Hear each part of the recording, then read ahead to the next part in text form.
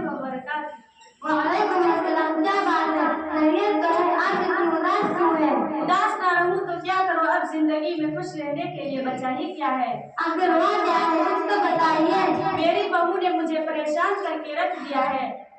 آپ ایک ایک کر کے پوری بات بتائیے. میں انشاءاللہ شریعت کے مطابق رہنمائی کروں گی. میری بہو اپنے شوہر یعنی میرے بیٹے کی ساری باتیں مانتی ہی نہیں. میں چاہتی ہوں کہ اس کو طلاق دلوا دوں. چونکہ آپ ایک عالمہ ہے اس لیے سوچا اس سلسلے میں آپ سے رہنمائی لے لوں.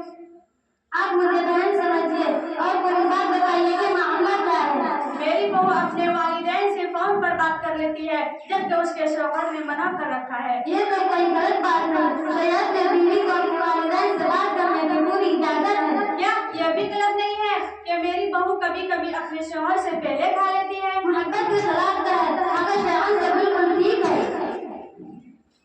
ایک مرتبہ اس کے والدین آئے تو اس نے اپنے کو پوچھے بغیر اس کی غیر موجودگی میں ہی بریانی پکا کر کھلا دی. بھلا بتائیے یہ کیسے صحیح ہے؟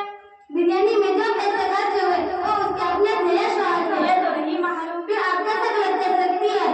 اگر پیسے شوہر کا خرچ ہوئے تب تو اس کو اجازت دینی چاہیے تھی. اور اب پیسے اس کے اپنے تھے تو پھر اس نے کوئی غلط کام نہیں کیا. اور اس پر آپ کیا کہیں گی کہ وہ اپنے شوہر کے بھائیوں اور بہنوں کے کپڑے تک نہیں دھوتی؟ یہ تو سراسر ظلم ہے کہ شوہر بیوی سے اپنے علاوہ دوسروں کی بھی زبردستی خدمت سے خود سے کرے تو اس کا احسان ہے. اور اگر سارے گھر والوں کا کھانا نہ پکائے تو بھی غلط نہیں ہے. شریعت میں ایسی کوئی پابندی نہیں. آپس میں مشورہ اور رضامند ضروری ہے. ایک آخری سوال یہ کہ کئی دنوں سے میری بہو اپنے والدین سے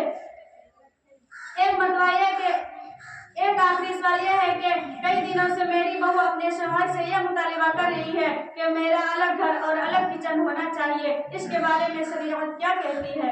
شریعت دوست کا مطالبہ بالکل درست اور جائز ہے اور مگر بہتر یہ ہے کہ بیوی شوہر کے والدین کو احسان کرو گے اور شوہر کے حاکم کی بھی خدمت کرے. شکریہ منتشا بہن، آپ نے آج شریعت کی بات بتلا کر ایک بے قصور بیوی کو طلاق سے بچا لیا. اللہ آپ کو جزائے خیر عطا فرمائے.